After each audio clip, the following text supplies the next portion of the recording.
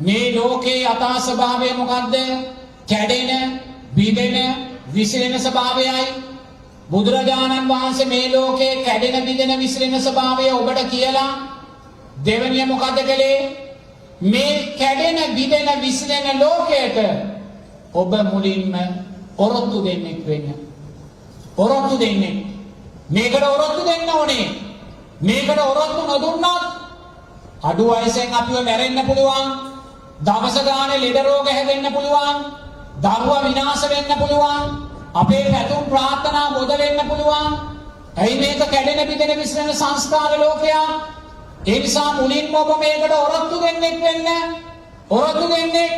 දැන් මේ අපි මොකද්ද මේ කරන්නේ? ඒ කැඩෙන, බිඳෙන, විසිරෙන සංස්කාර ලෝකයට ඔරොත්තු දෙන්නෙක් බවට පත් වෙන්නේ. ඔරොත්තු දෙන්නේ සීලේ ශක්තිය තුලින්, මෛත්‍රියේ ශක්තිය තුලින්, සද්ධාවේ ශක්තිය තුලින්, ත්‍යාගයේ ශක්තිය තුලින් අපි මේ මොකද්ද කරන්නේ? කැඩෙන, බිඳෙන, විසිරෙන සංස්කාර ලෝකයට ඔරොත්තු දෙනවා. පින්වතුනි, මෛත්‍රී ආනිසංස 11. උදේ පාන්දර සියලු සත්වයෝ සුවපත් වේවා කියලා මේ සිතක් ඔබ ඇති කරගත්තොත් ආනිසංස 11ක් ඔබට. අපි දැන් මෙතන වාඩි වෙලා මෛත්‍රී වැඩුවා. ඔබ හොඳට හිතන්න. මෙතන වාඩි වෙලා මම සියලු සත්වයෝ සුවපත් වේවා කියලා 10 වතාවක් කිව්වා. ඔය කිසිම සත්වයෙක් සුවපත් වෙන්නේ නැහැ. සියලු දෙවියෝ සුවපත් වේවා කියලා 10 වතාවක් කිව්වා. කිසිම දෙවියෙක් සුවපත් වෙන්නේ නැහැ. එහෙනම් මොකද්ද බුදුරජාණන් වහන්සේ මේ මෛත්‍රියෙන් කරන්නේ?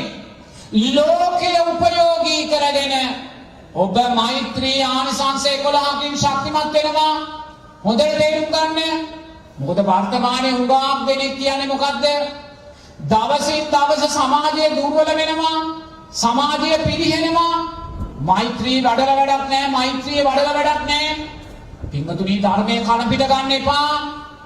සමාජය පිරිහෙන්න සමාජය විනාශය කරා යන්න සමාජයේ සිල්පද බිඳින්න සමාජයේ ලෝභ දේශ මොහය වඩන්න පින්වතුනි, ඔබ මෛත්‍රිය ජීවිතයට ගන්න. එතනයි ඔබේ ආරක්ෂකයා. සමාජය දුර්වල වෙන්නේ ඔබ මෛත්‍රියෙන් දුර්වල වුණොත්. ඔබ අනාරක්ෂිතයි. ඔබේ ආනිසංස 11 මෛත්‍රියෙන් ගන්න ඕනේ. ඒ නිසා සමාජය දුර්වල වෙන්න පින්වතුනි, දුර්වල වෙන සමාජයේම 100ට නගාගෙන සුවපත් වේවා කියලා ඔබ ආරක්ෂිත වෙන්න. ඔබේ ආරක්ෂාව උදෙසායි බුදුරජාණන් වහන්සේ මේ මාර්ගය දේශනා කරන්නේ.